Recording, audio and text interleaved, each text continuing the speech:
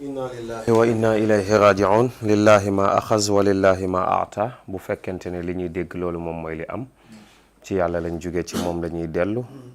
alors bu fekkente ni guide suprême bi nga xamante ni nii moom moo nekk fële ci Iran dañoo jël bakkanam ci tooñaange ci jaay doole. xam nga suñ borom tabaraka wa taala day wax ci benn xadisul xudsi bu am solo ne seen borom ci jëmmi boppam dafa araamal ci boppam tooñ ba noppi mu def ko mu araam ci seen diggante, jox leen ndigal nag ne bu leen tooñante fala tazalamu, bu leen tooñante. kon am na ci loo xamante ne boo ko gisee rek da ngay gis ni adduna bi ci jëmmi boppam mooy li ma doon wax fii moo nekk en menace. mooy xalifa ak représentativité bi nga xamante ne borom bi tabaraka wa taala def na ko doomi aadama mu wàcc ci kaw suuf. bi mu koy def dafa malaaka yi dañ ko ne woon ndax da ngay yóbbu ci kaw suuf koo xam ne day tuur deret, koo xam ne day tooñ, koo xam ne day ñëw di yàq di def naka sudut noonu. yàlla ne leen xam naa lu ngeen xamul, xam naa yéen lu ngeen xamul. waaye dafa mel ni loolu moom mooy bëgg am ñiñ fi jële woon ndax yàqute gi ñu doon def, dafa mel ni tey loolu moom moo commencé waat di répété waat. alors li ci doy waar mooy li yonent bi alayhi salaatu salaam digaloon jullit ñëpp. dafa mel ni jullit ñi léegi seenuk yaafuus ak seenuk topp àdduna, ndax da doon wax ni ragaluma ci yéen ngeen bokkaale yàlla ci sama gannaaw, waaye li may ragal ci yéen mooy ngeen topp àdduna, xubbu dunya, waaye ngeen ragal dee. dem ba yéen jullit ji ngeen toll foo xamante ne nii àdduna moom ngeen di gën a bëgg a jekku, mooy tax nag ku leen gis rek daal di leen ñeme. ndax jullit bu authentique bi démb dëgg topp religion ak bennoo, ndax l'islam daf ñu ko dénk. moo tax may ñëw ci suñu mbokk arab yi ak doole bi leen yàlla jox ak kéemtaan gi leen borom bi tabaraka wa taala defal ci seeni suuf ak seeni mbell. waaye xoolal tey ni ñu néewee doole. alquran daf ñu ne woon wa'tasimu, mooy leen jàpp leen na ngeen ci dëgër ci buumu yàlla gi, bi hablillahi jami'an wala tafarraqu. yéen ñëpp na ngeen jàpp ci buumu yàlla gi, ngeen nekk ci benn, bu leen tàqalikoo. monsieur le maire mu ngi koy wax léegi. li nga xamante ni nii moom mooy problème bi mooy école yi wuute yi. sufiyanke yi bu ñu génnee fii ñi naan ay sunna la ñuy dund, ahlu sunna yi génn fii, chia yi génn fële. bu ko defee kenn ku nekk jàpp ni yow fi nga nekk yow dong foofu dong lañ war a défendre. loolu day wàññi li nga xamante ne mooy dooley jullit ñi ci fi ñuy dundee, waaye ci àdduna bi wërngal këpp. waaye nga xool tamit li nga xamante ni nii moom mooy li ci nekk mooy est-ce que kon lii après dootul nekk benn genre menace boo xamante ni mën nañoo concerner sax ñun Sénégal.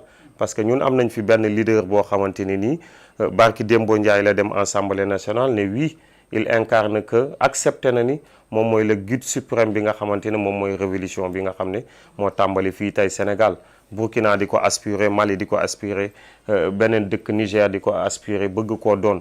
léegi ndax du toll dem ba yegg foo xamante ne nii est-ce que du képp koo xamante ne da ngaa bëgg a woo sa peuple ci à ce que ñu moom seen bopp, ñu am souveraineté, ñu nekk koo xamante ni dañuy indépendant ci seen économie, indépendant ci seen armement, indépendant ci li ñuy lekk, indépendant ci seen xalaatin ak seen i jikko ak seen aada. est-ce que du genre trompe yi nga xamante ne nii ay dof lañ yoo xamante ne nii kenn xamut ñoom ban façon doomu aadama lañ yoo xamante ne biñ ko fi njëkkee fal ay looxóor ki giraawaali rek la doon def. bi mu toogee rek yàggul bépp immigré boo xamante ni nii demoon na ci réewam daf leen jàppoon di leen maltraité, di leen andi ak ñenn ñi mu leen di tëj ci kaso yi. loolu ku nekk gis na ko. il a fallu les ministres d'étrangers bu Sénégal jéem a def nu mu gën a gaawee par la voie de diplomatie pour mën a delloo li nga xamante ne moom mooy ay doomi réewam. ñu foog ni foofu lay yem. tey mu dem jëli ab président boo xamante ni nii ku légitime ci réewam, enlever ko yóbbu ko. loolu enlèvement la. tey ñu demaat ba tollaat fii mu ñëw bu fekkente ne li ñuy jot ci ay xabaar loolu moom mooy am. cela veut dire que dafa fekk benn nit boo xamante ne intention bi moo doon ñëw pour jël bakkanam, mu jéem a def lépp lu mu mën pour jël bakkanam. et c'est malheureux. adduna bi warngal këpp ñoo ko war a ñaawlu, monde musulman bi ñoom ñoo ko war a ñaawlu. mais li nga xamante ni nii moom mooy li ma ciy waxaat rek mooy liñ ciy ñaawlu moom mooy jullit ñi seenu taqalikoo gi nga xamante ni moom la ñu nekkee. loolu rek moom mooy li leen yóbbee lii, ndax yonente bi daf ne woon man raa minkum munkaran falyughayyirhu bi yadi wa in lam yastati fa bi lisaani wa in lam yastati fa bi qalbi. waaye bu fekkente ne jullit ñi yooyu yëpp dañ ko jël teg ko fële jël àdduna daal di koy jiital jël li nga xamante ne nii mooy seen i intérêt crypto personnel. léegi nag occidentaux yi ak américains yeeg fu mu mënti doon li ñu mujj def ñoom dañuy mujjee xool parce que bu fekkente ne dañoo ñëw Iran bu ñuy bombarder Iran jaaree Arabie Saoudite pour mën koo bombarder bu ëllëgee bu bëggee bombarder Arabie Saoudite day dem teg base de militaire am Iran ñëw pour mën a bombarder Arabie Saoudite. donc loolu moom mooy jafe-jafe yi nga xamante ne c'est vraiment malheureux ñu koy ñaawlu bu baax a baax di ci am vraiment naqaru xool bu fekkente ne loolu daal am na soxna Binta. merci beaucoup oustaz Diouf ñu jot léeg-léeg ay xibaar ni que moom Donald Trump si moom moo daal di confirmer li nga xam ne moom moo di Mooru waaw Ali Khamenei naka nga gisee attaque yi nga xam ne ñu koy def Ali Khomeini waaw voilà bon nekk lu nuy ñawlu bint parce que boo xoolee comme ni ko sànq sa invité waxee dafa nekk une ingérence donc américaine dans la souveraineté nationale interne d'un État donc ce qui est une violation manifeste du droit international. donc loolu vraiment nekk lu ñuy ñaawlu mais man li ma si jaaxal aussi damay wax ni donc quelle est la position du Conseil de sécurité des Nations Unies. parce que mbir boo amee ñoom ñi nga xam ne nii ñoo bank kuréel bi nga xam ne si jàmm rek la ñuy wéy ñoom lan mooy seen position. mais également par rapport aux États musulmans les arabes lan moo si ñoom it seen taxawaay par rapport ak li nga xam ne nii donc Amérique mi ngi koy def fële si Iran. parce que boo xoolee li mu légitimer donc intervention en Irak. daf ne c'est pour défendre donc le peuple américain contre les menaces iraniennes. mais menace bi lan la c'est par rapport au nucléaire. mais je pense que ñoom am nañ sañ-sañ Amérique am nañ ko donc ñoom aussi am nañ sañ-sañ développer ces nucléaires. donc ñoom li ñuy bëgg c'est juste pour préserver leur intérêt en Irak au Koweït Qatar et aux Émirats. looloo waral ñoom ñu intervenir donc dans la souveraineté interne. ba lii donc am si tey ñu jàpp ki nga xam le guide. ba pare dal koy faat si anam yoo xam ne yu jéggi dayoo. ba pare di inciter le peuple donc iranien à s'emparer du pouvoir. mais loolu aussi je me suis dit que peuple bi ñoo war a mûr ñoo war a xam seen bopp bu baax. parce que déjà Amérique day ñëw pour diviser leen. donc un président élu démocratiquement. donc koo xam julli la comme yéen. que lay jógee fële ne leen il faut s'emparer du pouvoir maanaam du kooku tey mooy ñëw defar seen réew. donc il est temps que donc réewu jullit yi nekk benn donc faire face donc à l'ingérence américaine mais également conseil de sécurité. donc à quoi bon ñun ñuy pays si bari di adhéré wu donc à l'ONU au conseil de sécurité donc alors que donc Amérique bu jógee pour donc daan dugg si pays jàmbur ñoom duñ si artu te keneen ku ko defoon tey États-Unis mooy njëkk a jóg. loolu aussi dañ ko war a xoolaat bu baax. par rapport à ci si bombardement yu am bon nemmeeku nañu également même bu fekkee coowal Israël ak Iran bi gisoon nañu aussi taxawaayu waa États-Unis taxawaayu Donald Trump ci kaddu yi nga xam ni moom yëgti na ko woon di ko wax mën nañu wax sax desee aussi guide bi peut-être bii peut-être bu fekkee am na dañ ko réussir mais jéemoon nañ ko tenter ci xeex bi nga xam doxoon diggante Iran ak Israël parce que waxoon na quand même nañ ko faat moom si boppam Trump moo yëgti woon kaddu yooyu. waaw effectivement xam nga kii bi xam naa bett na leen. parce que loolu la localiser nañ ko bett na leen xam nga ñoom aussi ils sont super puissants les Américains. donc déjà localiser nañ ko c'est dans son quartier donc foofu lañ ko faatee donc yaakaar naa ne tey su neen bëttutoon ñee dañ def bouclier boo xam ne nii comme ni ñu ko defoon auparavant ba tax na dañ sauver ki nga xam ne mooy le guide. mais xëj na kenn ku si nekk yàlla fu mu yemale sa destin fu mu yemale sa bakkan foofu la mais le peuple iranien en entier ñu war a soulever contre l'ingérence ki nga xam ne mooy américaine mais également réewu jullit yi dooleel leen jàppale leen parce que il est temps donc que le monde arabe donc s'unisse donc pour qu'on puisse faire face donc à l'ingérence américaine sinon bés bu jógee Iran feneen lay dugg parce que li ñuy wax rek li raam sa ñàkk ba la jëm. donc il faut que donc les autres États arabes également donc se préparent en conséquence. très bien colonel alors ci situation bi naka la war a demee taxawaay ñi nga xam ne ci pays arabes yi la ñu bokk ak ki nga xam ne moom mooy guide bi bu ñu ko fàttali ne ban conséquence la nar a jur.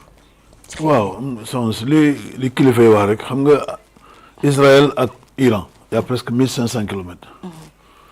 donc bombardement yi.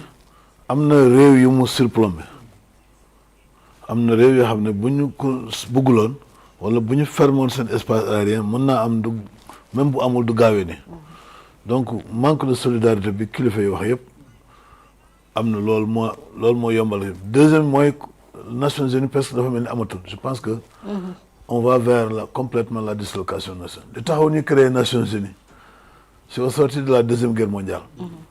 daanaka même je disais tout à l'heure George Bush lu muy doon dëng-dëng yëpp avant muy dem Irak au moins le Conseil de sécurité réunir na ko pendant des mois fexe ba arracher benn résolution mais kii moom toppatoo sax résolution togg ko te même bu ñu demoon foofu ñu ngi yor seen droit de veto peut-être que les Russes sont là et les Chinois donc le monde est déséquilibré.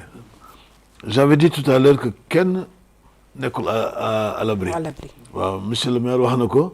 donc léegi ku ci am guide boo xam ne dafa bëgg am indépendance am jël souveraineté am parce que tout le monde est en danger mais la seule solution man moo tax je suis très optimiste.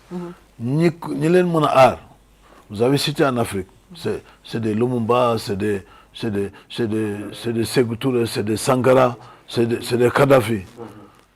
kooku la c'est pareil en Amérique latine.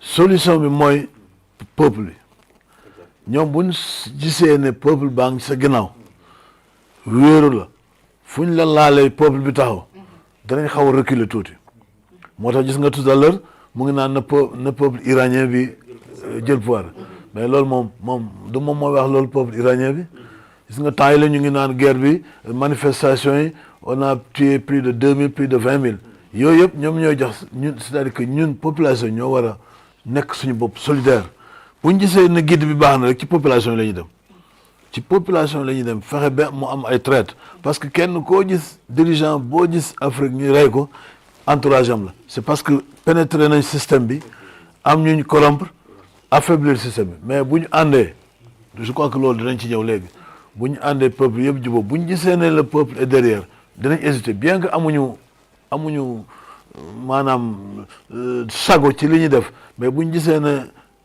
ki ñu amal affaire peuple bi am na ci moom Kadhafi moo ci gën a wér Kadhafi il avait tout le peuple libyen derrière lui bañ ko soxlaa rébellion lañ créé fexe ba jaxase affaire bi ñoom ñi guerre seen biir ñi am protection dañuy intervenir pour protéger rébellion donc nañ ci def ndànk bu baax a baax wax dëgg yàlla am nañ ci lu ñu tiit am nañ ci lu ñu surtout ñun en Afrique surtout dans la sous-région waaw ñu ngi ñaan yàlla daal mu yem fi parce que imam Khomeini bi mu bakkana woo di jàmbaar la kilifa la mais 80 personnes yi ci gannaaw naa ne moom lu muy kilifa moom lañ soxla mais moom li may ñaan mooy moom disparaît bu fekkee ne am na yàlla ko ñeneen wuutu pour taxawal révolution iranienne bi. Iran va faire émerger d'autres guides. Parce que ñoom du kii rek moo fi nekkoon. même na ñoo xam ñi ngi fi ils vont donc suivre la résistance. sànq da nga wax lu am solo maanaam intervention buy am si réewu jàmbur il faut une résolution du Conseil de sécurité. mais loolu amu si c'est-à-dire que Trump si boppam dafay violer donc les règles du droit international. foofu la doon xaar na ki nga xam mooy France muy Chine muy Russie ñoom ñi nga xam ne ni tey dañu bokk sur les membres permanents ils ont un droit de veto donc ñoom waroon nañ sanctionner manifestement li nga xam ne xew na fële donc permettre de telle sorte que États-Unis dana reculer donc si lii mu def parce que amul fenn foo xam ne teg na ko fa parce que guerre dafa noo koy préparer mais doo tëb rek nga dal di engagé wu dugg si pays jàmbur rey le guide ba pare tu dis au peuple de s'emparer du pouvoir donc déjà loolu moom dafay jaay doole te boo xoolee sànq wax nga ko donc c'est une guerre économique voilà parce que c'est l'ordre économique donc qui est complètement donc mis en jeu donc il est temps parce que conséquences yi après xamuñu ko y aura des dégâts collatéraux surtout en Afrique donc sànq yaa ngi wax lu am solo li nga xam ne pétrole bi fi muy transité donc loolu tey suñ si artuwul ñun kenn ku si nekk ku toog ne su ma yónneeku si donc on va subir les conséquences donc dans les mois à venir donc dans les jours à venir. monsieur Ndao ban suite la mën a am une fois que ñu confirmer décès wu guide bi alors que moom sax Trump daal dina ko annoncé. pardon xam nga tey les Iraniens bon c'est des peuples résilients contrairement à ce que d'aucuns pourraient penser cette guerre-là elle ne fait que commencer c'est-à-dire tuer le guide en réalité mooy yow da nga rek éliminer benn personnage par rapport ak plusieurs personnages. Parce que tey gis nga l'Iran c'est pas le Sénégal, l'Iran c'est un vaste territoire. L'Iran c'est toute l'Europe occidentale réunie. boo boolee France, Allemagne, Italie boole ñoom ñëpp territoire Iran moo leen ëpp. Et puis c'est des pays de montagne. Les Américains n'oseront pas descendre. C'est-à-dire xeex ak ñoom c'est pas facile. loolu aussi il faut que nit ñi jël en compte donne boobu noonu. Maintenant. gis nañ ko ci diggante moom ak Israël. oui Israël moo dem ba ci ginnaaw ci biir. mu reculer. voilà xeex ak ñoom c'est pas facile. voilà xam nga tey gis nga les autres puissances même du G5 tey ceux qui ont le droit de veto c'est-à-dire ñoom aussi ku ci nekk ci ñoom am nga koy noggatu. c'est ça le malheur du monde en fait. voilà Chine am na ko muy noggatu Russie am na ko muy noggatu ku nekk am na koy noggatu. Et puis malheureusement te boo koy def aussi tu ne respectes pas le droit international. Ingérence bi Amérique di def moom la Russie di def moom la Chine di def moom la presque ñoom ñëpp di def. mais monsieur le maire doguma la. oui li ko may doole nii. dafa ñëw fekk guerre Russie Ukraine. oui. Il a vu que la Russie est dans l'Ukraine. Oui. Gis nga il avait fait semblant que dafay régler affaire bi. mais non moom loolu ci lay basé wu. pour mën a def lu mu def alors que c'est pas comme la même chose. parce que Russie et Ukraine c'est des pays frontaliers. Oui. c'est la population. C'était l'URSS. Voilà, c'était l'URSS. C'était une seule Voilà. puissance Donc, en 2000. mais moom xam nga bi mu amee éclatement voilà.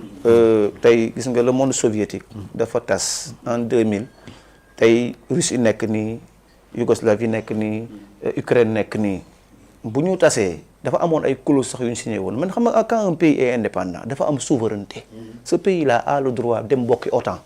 Ukraine loolu kese moo créé la guerre moom ak Russie. Russie aussi jàpp ne soo duggee OTAN les Américains vont être à 2 doigts de chez moi je n'accepterai pas. Donc c'est-à-dire les Russes aussi n'ont pas respecté la souveraineté de l'Ukraine. C'est-à-dire c'est des problèmes yoo xamante ne tey li Amadou Mahtar Mbow waxoon en 1980 rek moom moo nekk tey la réalité que l'on vit. C'est-à-dire 80 la taxaw ci tribune UNESCO doon wax naan gis nga le monde la construction d'un monde de paix de justice et de progrès ne peut se faire avec ce qu'on est en train de voir. C'est-à-dire on va vers une course effrénée des armes de destruction de masse. C'est-à-dire les puissances sont en train de jël des milliards de dollars. Dans le texte il dit même 500 000 ingénieurs et chercheurs sont mobilisés à chaque année affiner des techniques de mort. Plus des centaines et des centaines de milliards de dollars sont annuellement investis à cette fin pour affiner davantage les armes du monde. Mu ne la moitié seulement de ces moyens financiers, économiques et humains utilisés à bon escient réglerait la pauvreté dans le monde. Mais les gens ont fait exprès jël tey li nga xamante ne moom mooy wàllu ngànnaay di ko tester tey bu ñu demee ba les puissances du monde ku si nekk tey am nga force de frappe mën a anéantir un continent mais dans leur tête parfois le président su fekkee ne il n'est pas humain dans sa tête parfois il est tenté par l'expérimentation te ñun c'est ce qu'on est en train de vivre parce que tey ñoom dañoo dem ba am dooley armement am na benn boroom xam-xam chinois bu doon wax naan le corona s'il était visible il ne passerait pas une seule nuit sur terre su fekkoon c'était une menace visible dañ koy anéantir mais c'est parce que on a consacré nos moyens def ko ci ay armement bàyyi le plateau sanitaire bàyyi l'éducation bàyyi la santé bàyyi etc. Ça veut dire que nous sommes dans un monde où les gens sont aveugles les dirigeants sont fous c'est-à-dire il faut que tey ñu revenir à la raison les populations ñoom ñoo war a nekk effectivement li nga wax les vrais boucliers des pays ce sont les populations askan wi moom moo war a mobiliser wu autour des personnes yi nga xam dañoo ñëw ne il faut que ñu am suñu souveraineté parce que un pays non souverain pays la bu ñu saluer rek. ñoo ngi jot sax benn communiqué tout à l'heure bu ministre iranien des affaires étrangères autant pour moi mais confirmé que guide bi ak ñëpp ñi nga xam ne ay hauts responsables les gradés oui waaw ñoo sont en vivant alhamdulillah donc nee na ñoom ñëpp ñoo ci tout va bien alhamdulillah donc ça c'est une bonne nouvelle. Donc c'est juste quand même une bataille médiatique. Effectivement, moi, c'est pourquoi. Parce que d'habitude quand même gisoon nañu même bee passé.